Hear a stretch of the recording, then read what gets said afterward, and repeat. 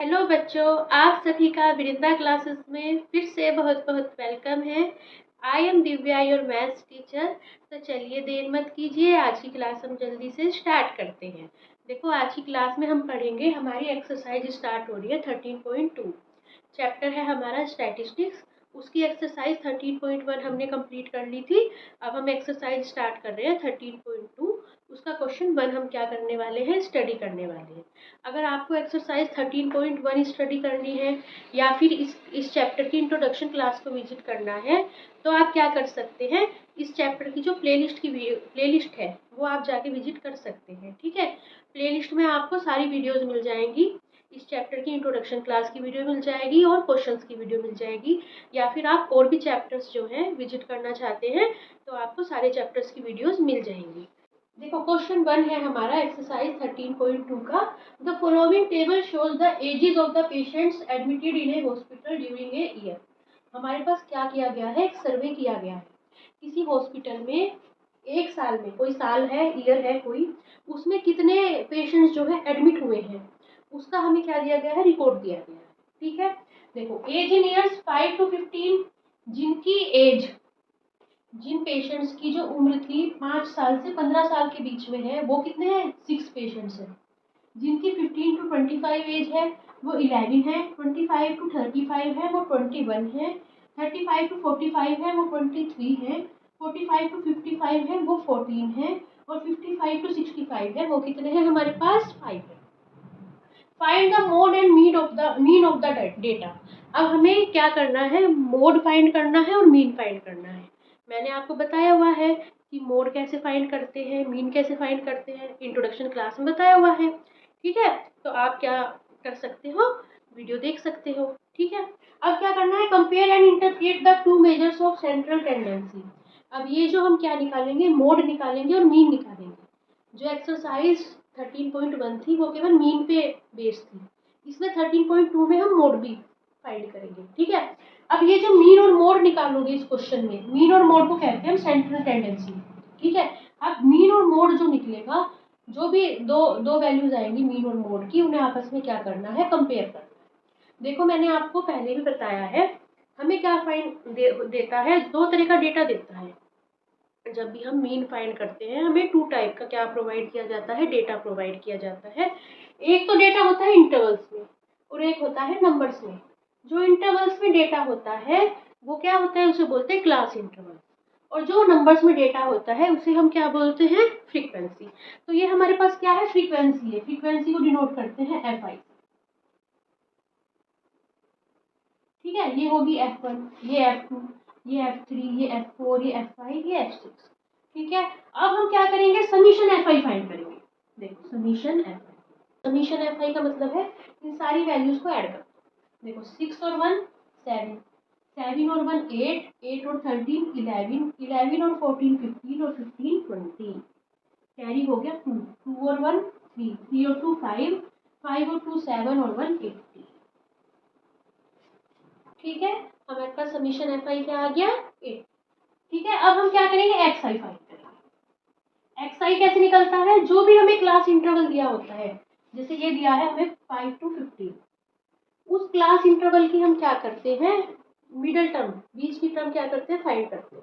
वो कैसे निकलती है, दोनों को ऐड करो, उसे क्या करो, 2 से डिवाइड करो। यहाँ पे कितना होएगा, 20/2, दैट इज हो जाएगा 10। ठीक है, 5 और 15 को ऐड करा, 2 से डिवाइड करा, कितना आ गया, 10। ठीक है, यहाँ आ गया 10। इसी तरह 15 और 25 को ऐड करो, कितना आएगा, 20, और 2 से डिवाइड करो 20। इनके कॉरस्पॉन्डिंग कितना आएगा, 30। इसके कॉरस्पॉन्डिंग कितना आएगा, 40। इसके कॉरस्पॉन्डिंग कितना आएगा, 50। और इसके कॉरस्पॉन्डिंग कितना आएगा, हमारे पास 60। आ गया हमारे पास। अब क्या करेंगे, हम फाइंड करेंगे Fi Xi। देखो, इसमें क्या कर सकते हैं, एज्यूम्ड मीन मेथड का यूज कर सकते हैं। ठीक है, ये जो मैं फाइंड कर रही हूँ ये है direct method. Assumed mean method में क्या होता है, हमारे पास जो Xi आई है, ठीक है, उसमें से किसी भी एक वैल्यू को, जो बीच की टर्म है 30 हो या 30 या 40 को, क्या कर लो, एक मीन एज्यूम कर लो।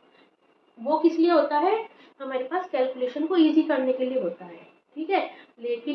यहाँ पे कैलकुलेशन इतनी हार्ड नहीं है, आप डायरेक्ट कर सकते हो। ठीक है, अगर एज्यूम मीन मेथड से करना चाहो तो एज्यूम मीन मेथड से कर लो।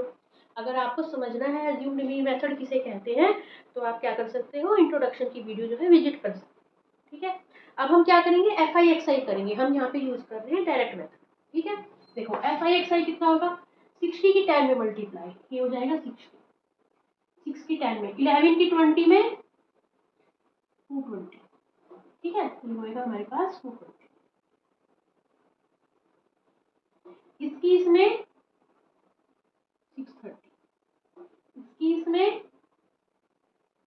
920, इसकी इसमें और इसकी इसमें 300।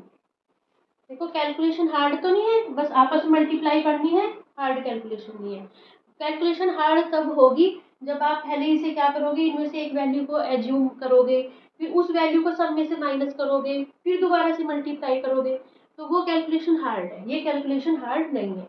अब जैसे हमने समीशन FI फाइंड करा था वैसे ही फाइंड करेंगे समीशन FI/XI। यहाँ पे कितना आया, 6 और 2 8, 8 और 3 11, 11 और 2 30, कैरी हो गया 1, 1 और 2 3, 6 और 3 9, 9 और 9 18, 18 और 7 कितना हो गया 25, 25 और 3 हो गया 28। क्या करेंगे नेक्स्ट उसमें स्टेप में क्या करेंगे, डायरेक्ट मेथड से मीन फाइंड करेंगे। ठीक है, मीन का जो फॉर्मूला होता है by direct method that is होता है x bar summation FI/XI upon summation FI।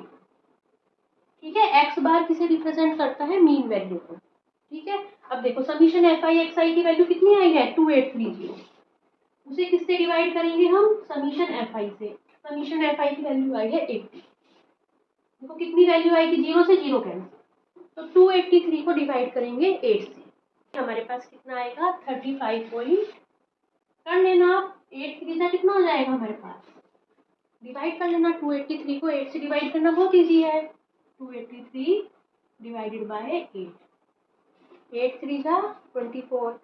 ठीक है, 28 में से 24 गए 4, कैरी हो गया 4, 43 हो गया, तो 8 5 जा 40। ठीक है, बचा 3 बच गया। अब हमने क्या कर लिया, डेसिमल लगा के 0 बना लिया, दैट इज हो गया हमारे पास 30। तो हमारे पास कितना हो गया, 8 3 जा 24। अब कैरी बच गया हमारे पास 6, अब फिर क्या डेसिमल लगा हुआ है 0 बना दी, अब हो गया हमारे पास 60। तो कितना होगा 8 7 जा 56। ठीक है, तो 35.37 ये वाली जो वैल्यू है ये क्या आई है, मीन वैल्यू, ये आई है मीन वैल्यू। अब हमने मीन निकाल लिया, अब किस पे हम करेंगे कंसंट्रेट, मोड पे। दो वैल्यू निकालनी थी ना, मीन और मोड। मोड फाइंड करेंगे। मोड के लिए आपको क्या करना है, ये वाला फॉर्मूला लर्न करना है, n plus f1 minus F node upon 2f1 minus F node minus f2 multiply h। ठीक है, देखो आपको इसमें बहुत सारी वैल्यूज दिख रही होंगी। ठीक है, बहुत सारी टर्म्स ऐसी दिख रही होंगी जो आप पे अननोन होंगी।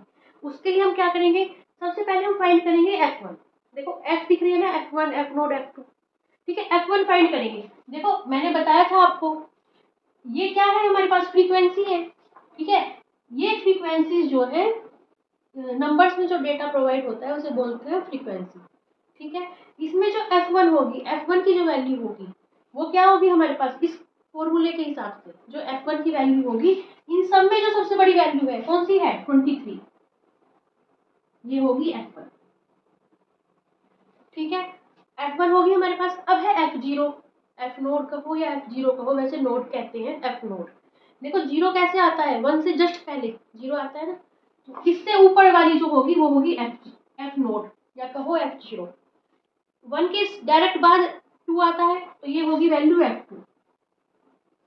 ठीक है, अब बची वैल्यू l किसे कहेंगे, जो f1 है। ठीक है, f1 की देखो ये वाली, देखो ये है ना f1 की कोरस्पोंडिंग 35 और 45 मिल रहा है इंटरवल, क्लास इंटरवल क्या मिल रहा है f1 के कोरस्पोंडिंग 35 और 45। ठीक है, तो जो देखो मैंने ये बताया था आपको, जो भी क्लास इंटरवल होता है उसमें दो वैल्यूज, दो नंबर्स होते हैं, एक है 35 एक है 45।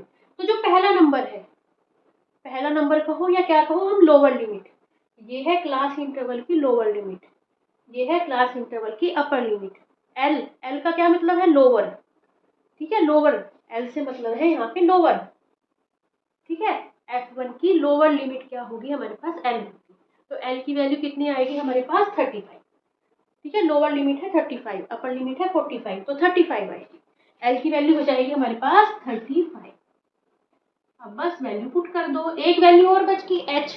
एच किसे कहेंगे? जो ये जो क्लास इंटरवल्स दिए गए हैं इनमें देखो कितने का गैप है, 5 और 15 के बीच में कितने का गैप है? 10। 15 और 25 में 10, 25 और 35 में 10, 35 और 45 में 10, 45 और 55 में 10, 55 और 65 में 10। तो एच की वैल्यू हो जाएगी 10। क्लास इंटरवल्स के बीच में जो गैप होता है दैट इज क्या होता है हमारे पास? एच। तो बस सारी वैल्यूज भर दी। हमें क्या करना है? F1 की वैल्यू कितनी है हमारे पास? 23 माइनस एफ नोट की वैल्यू कितनी है? 21 अपॉन कितना आएगा? 2 मल्टीप्लाई F1 की वैल्यू कितनी आई है? 23 माइनस 21 माइनस F2 की वैल्यू कितनी है? 14 और यहाँ पे मल्टीप्लाई किसकी है? 10। ठीक है, देखो यहाँ जो ब्रैकेट लगा है, ब्रैकेट का मतलब क्या है कि 10 की एच की जो मल्टीप्लाई है वो केवल इस वैल्यू से है। ठीक है, यहाँ पे पूरे से मल्टीप्लाई नहीं है, तभी ब्रैकेट का यूज किया गया है। तो देखो क्या करेंगे हम? ऐड करेंगे, सोल्व कर लो। 35 प्लस 23 में से 21 गया 2 अपॉन कितना हो जाएगा?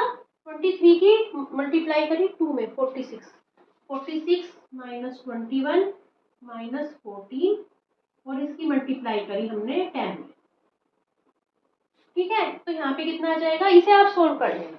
क्या होगा? 21 और 14 कितना हो जाएगा हमारे पास? 35 हो जाएगा। दोनों माइनस के है ना, तो दोनों ऐड हो जाएंगे, यहाँ पे 35 हो जाएगा। अब 35 को 46 में से माइनस करेंगे तो कितना आएगा? 11 आएगा। एक्चुअली यहाँ आएगा हमारे पास 11। ठीक है, तो आप इसे सोल्व कर लें। ठीक है, में क्या होगा? यहाँ आ जाएगा 2/11। अब 2 की मल्टीप्लाई करेंगे 10 में, तो एक्चुअल में क्या आएगा? यहाँ पे आएगा। आपको डायरेक्ट नहीं करना है, एग्जाम में कॉपी में करोगे, अलग अलग स्टेप में करोगे। ठीक है, एक स्टेप में पहले यहाँ पे मल्टीप्लाई करके लिखोगे, जैसे पहले लिखा था 46 माइनस 21 माइनस 14। फिर लिखोगे नेक्स्ट स्टेप में 46 माइनस 35। फिर नेक्स्ट स्टेप में लिखोगे 2/11 मल्टीप्लाई 10। फिर नेक्स्ट स्टेप में लिखोगे 20/11। 2 की 10 में मल्टीप्लाई होगी तो यहाँ आ जाएगा 20/11। ठीक है, अब 20 को 11 से डिवाइड करेंगे, आएगा 1.81। यहाँ आएगा 35 प्लस, देखो 11 1 जा 11। ठीक है, 20 को 11 से डिवाइड करो, 11 1 जा 11, बचे कितने? 9। तो 11 8 जा 88, बचे कितने? 2। 11 1 जा 11, तो 35 को प्लस को 1.81 से करेंगे 36.81। ये आ जाएगा हमारे पास, दैट इज क्या हो जाएगा? मोड। ठीक है, ये मिल गया मीन, ये मिल गया हमारे पास मोड। अब हमें क्या करना था? दोनों की आपस में कंपेयर करनी थी, है ना। कंपेयर आप कर सकते हो, देखो मीन की जो वैल्यू है मोड वैल्यू से कम आई है, अलग अलग दोनों वैल्यूज आ गई हमारे पास। तो बच्चों, ये थी हमारे पास आज की क्लास। आज की क्लास में मैंने आपको बहुत अच्छे से स्टडी करवाने की कोशिश की है, बहुत अच्छे से एक एक जो स्टेप है आपको क्लियर करवाया है। अगर आपको आज की क्लास पसंद आई हो, please like share and subscribe the channel. Thank you for watching. Bye bye. See you in next class.